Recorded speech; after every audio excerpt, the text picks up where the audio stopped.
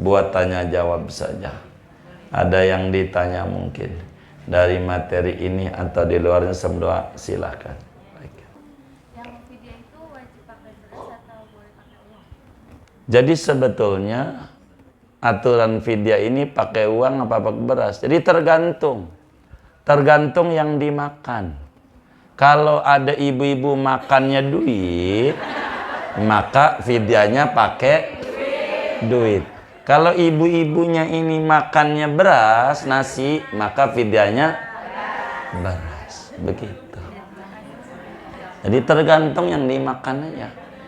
Begitu. Iya.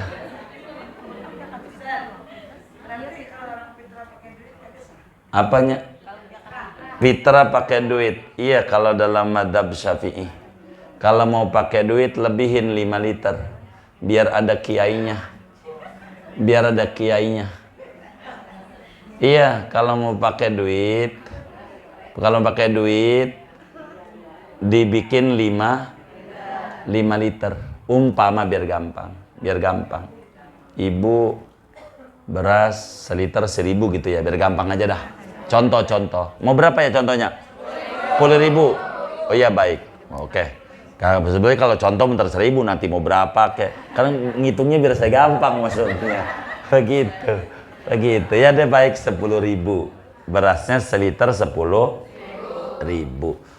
Maka ini biar gampang ada kiai 2. Saya singkat kiainya 2. Ada namanya Kiai Hanafi sama namanya Kiai Syafi'i. Ada namanya madhab Hanafi, ada namanya madhab Syafi'i. Madhab Syafi'i wajib beras tidak boleh pakai uang. Wajib beras tidak boleh pakai uang. Dan ukuran berasnya 3,5 liter. Wajib beras tidak boleh pakai uang dengan ukuran beras 3,5 liter. Abu Hanifah adalah zakat fitrah boleh uang, boleh beras dengan catatan fitrahnya 5 liter. Begitu. Dengan catatannya 5 liter. Artinya jangan ibu makan di warung Padang harganya ngotot warteg. Paham nggak? Apa artinya? Apa artinya? Makan di warung Padang. Kita bilang waktu makan di warteg pakai telur ini 3.000, nggak perlu 5.000. Gua 3.000 aja bayarnya. Boleh nggak? Kenapa? Beda peraturan. Beda peraturan.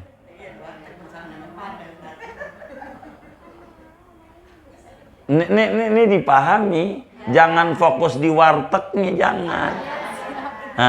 Ini ngomongin madhab, begitu. Kalau kita pengen 3,5 liter, ikut kiainya di akhiratnya Imam Syafi'i, tapi kagak boleh duit, gitu. Tuh namanya warung Padang warteg, begitu. Biar ngerti. Gitu. Ada kiai boleh pakai duit, tapi nyuruh berasnya 5 liter. Maka biar kita bener duit kita ngikut dia, biar kiai itu nggak diusir-usir. Jadi nanti di akhiratnya ntar kita diusir-usir. Datang sama kiai ini, kata, iya bener sih itu, berarti 35.000 gitu ya. Kan 35.000 ya? 30.000. Oh iya, 35.000 ini kalau dibeliin beras 3,5 liter, tapi saya nggak ngizinin.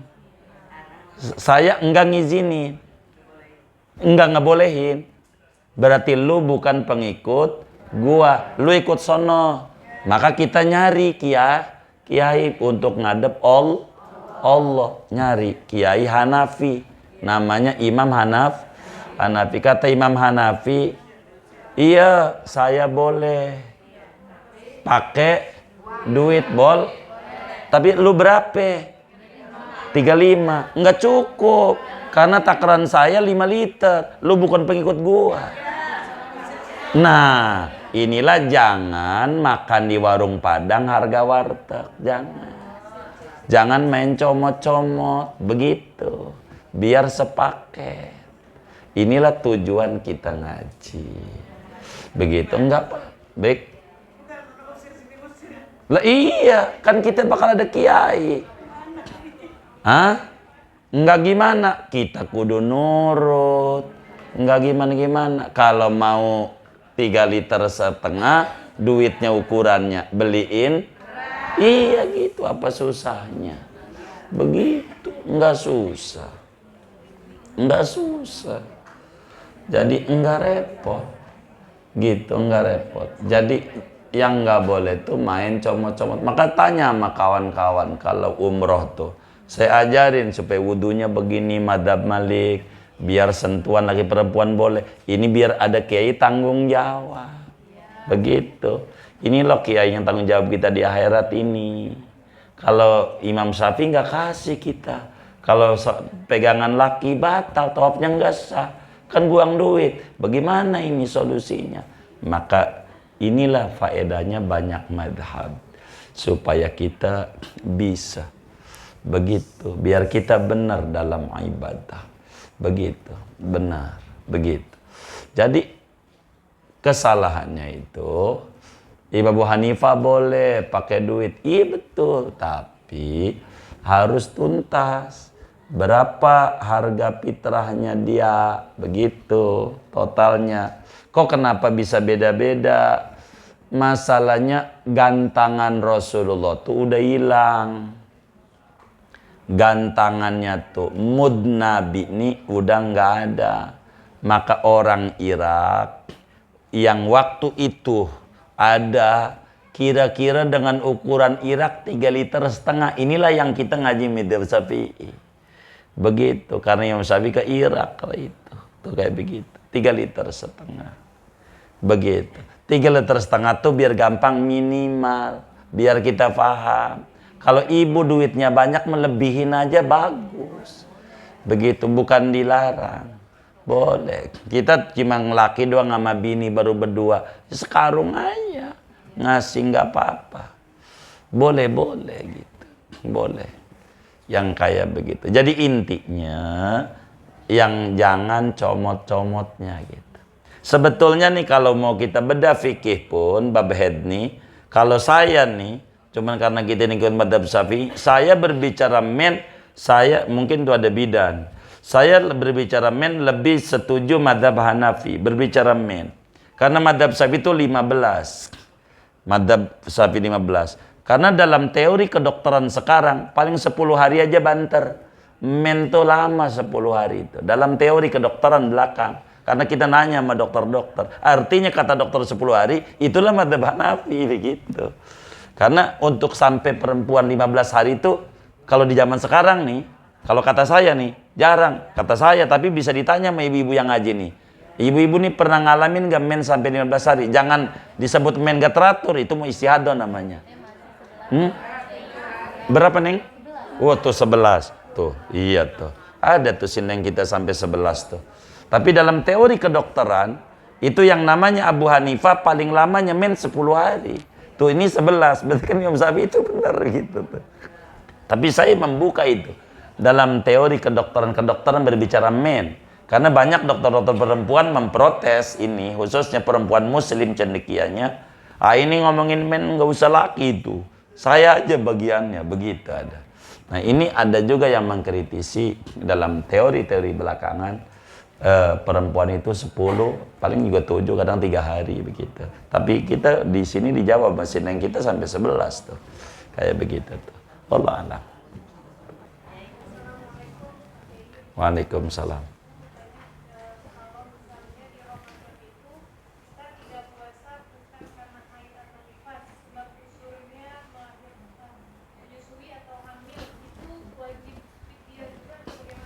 Baik. Kalau kemudian kita sebagai ibu hamil, ibu menyusui, sama hukumnya. Ini berbicara fidyah tergantung motivasi tidak puasanya. Kenapa dia nggak puasa? Bila motivasinya karena khawatir jiwa diri sendiri, tidak ada fidyah. Bila khawatir sama jiwa anak, maka ada fidyah. Tergantung kita. Contoh, ini Ramadan kita lagi punya anak kecil yang kita susui. Maka kata kita bilang di hatinya, kalau gue puasa, gue bisa sakit ini, makan enggak disedot mulu sama si bocah. Jadi bisa sakit. Jadi namanya khawatir sama diri sendiri. Ini nanti bulan Syawalnya qadha doang, tidak ada fidyah. Qadha doang. Karena yang dikhawatiri diri sendiri. Tapi kalau gua puasa, kasihan bocah kurang gizi karena saya nggak makan apa-apa. Jadi saya buka aja. Kasihan anak takut kurang gizi. Berarti khawatir jiwa anak. Ini mau di samping qadha, kudu bayar fidyah. Begitu. Kalaulah dia faham dan cerdas, justru kalau lagi puasa, air susunya susu orang puasa, susu ibadah, bikin cerdas. Kalau dia faham. Kalau lagi hamil puasa, itu bikin cerdas sama anak. Kalau dia faham, sebab anaknya juga ikut zikir, ikut ibadah. Tapi namanya manusia beda-beda kelasnya. Kadang ketemu orangnya nggak sama. Kalaulah ketemu dokter muslim yang cakep, pasti nyuruh puasa. Sepanjang istri saya ketemu dengan dokter muslim, puasa aja, bagus bu, kata-kata dia. Kata itu, ngapain nggak puasa? Cakep di anaknya. Begitu kata dokter. Dokter bilang begitu. Begitu. Jadi kalaulah khawatirnya sama anak, maka qadha juga, fidyah juga. Masalahnya nih, belum qadha juga, belum fidyah juga. Udah jalan 3 tahun ini bocahnya. Ya, dendanya double. 1 denda, iya karena khawatir bocah, qadha karena nggak puasa. 2 denda karena khawatirnya sama anak. 3 denda karena qadhanya. Ya nambah lagi. Ya itu kita. Iya. Begitu. Iya. Kenapa? Iya, begitu. Kalau khawatir jiwa orang lain, ada qadha, ada fidyah. Jadi kalau khawatir diri sendiri, qadha doang. Tinggal kita niat di hati aja. Biar qadha doang, nggak berat. Itulah faedahnya ngaji. Wallahu a'lam. Ya baik.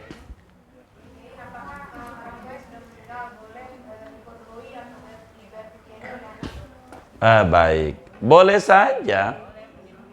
Bila orang tuanya sudah meninggal, lalu pernah ninggalin puasa, artinya kita tahu dari catatan dia ada catatannya, gitu. Pas buka-buka lemari, umur sekian nggak puasa, umur sekian di total, begitu. Mulai puasa umur 60, gitu. Iya, catatannya di catatan tuh. Nah, meninggal, kita pengen qadhain, boleh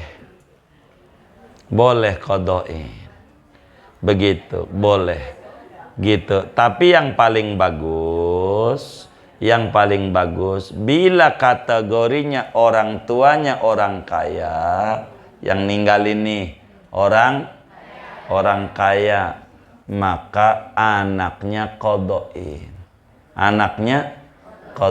Enggak usah fidyah. Qadha. Begitu, qadha.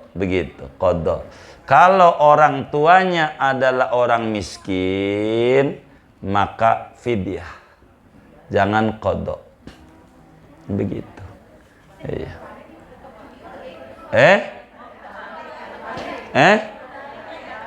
Enggak, emang begitu aturan. Kalau kaya qadha. Kalau miskin fidyah. Kenapa?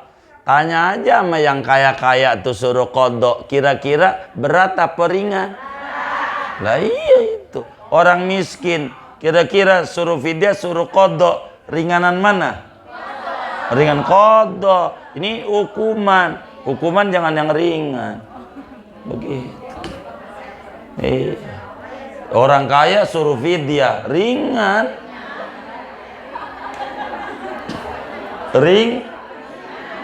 Ringan nggak? Ringan. Baik. Iya, enggak boleh.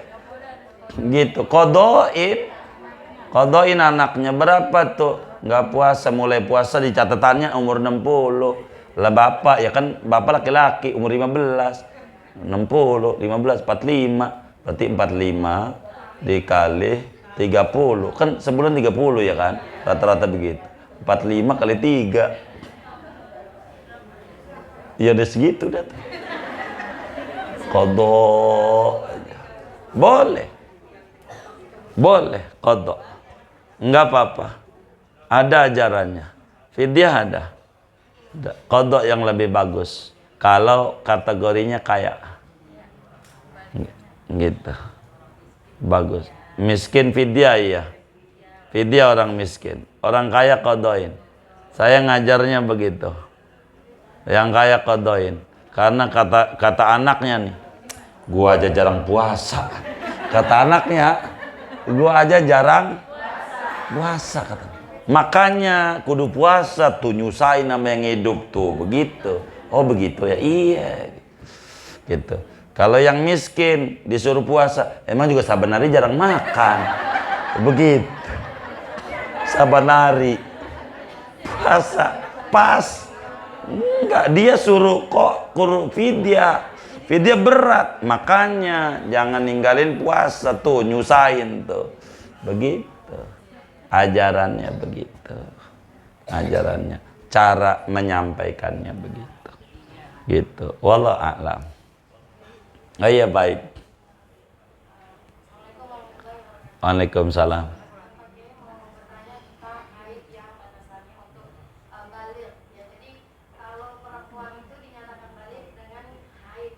Dengan 3 haid atau enggak haid umur 15 tahun atau sebelum 15 tahun keluar mani.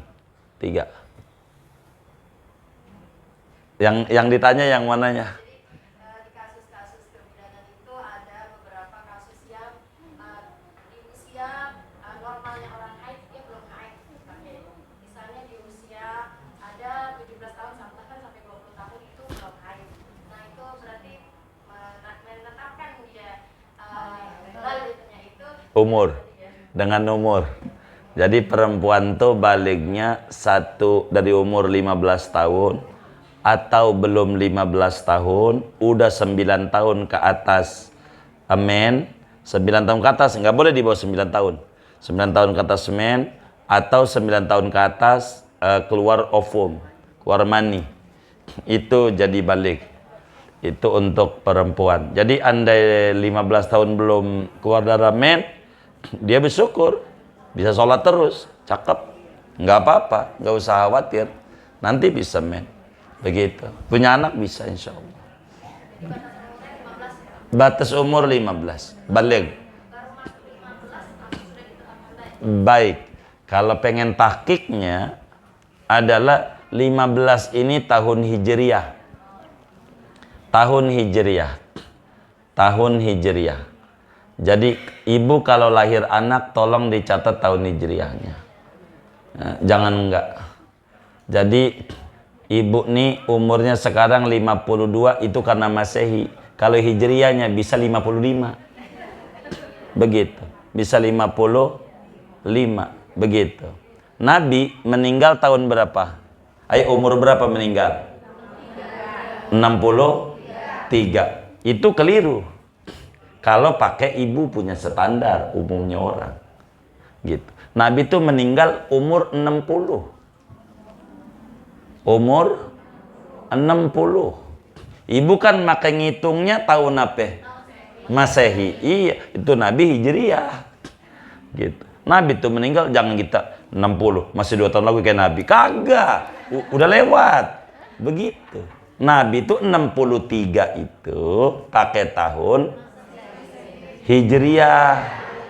Nabi itu 63. Dan ibu ngitung kalau mau ngamen Nabi sekarang 60, 3 tahun lagi. Enggak, sedang ibu 60-nya Masehi. Itu udah 63. Begitu.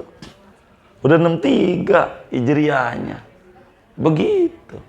Selisihnya per tahun itu kurang lebih 11 hari. 11 hari per tahun. Antara tahun Hijriah sama tahun Masehi, gitu. Hijriah sama Masehi. Jadi umur 63 itu Nabi meninggal tuh, kalau mau cara ibu nih cara ngomongnya biar gampang ngitung-ngitung, Nabi itu meninggalnya umur 60. Begitu. Biar gampang. Karena ibunya ngitungnya pakai Masehi. Sedang keterangan agama Nabi 63 itu pakai Hijriah, nggak ketemu.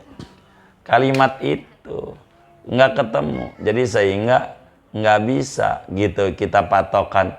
Umur berapa sekarang? 61, berarti sama Nabi 2 tahun lagi. Enggak, itu udah lewat.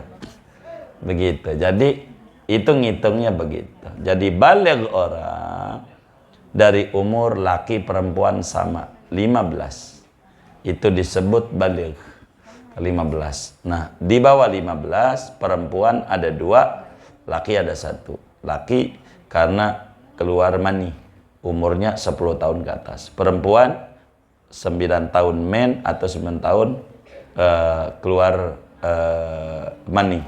Itulah baligh. Kurang lebih demikian. Wallahu a'lam.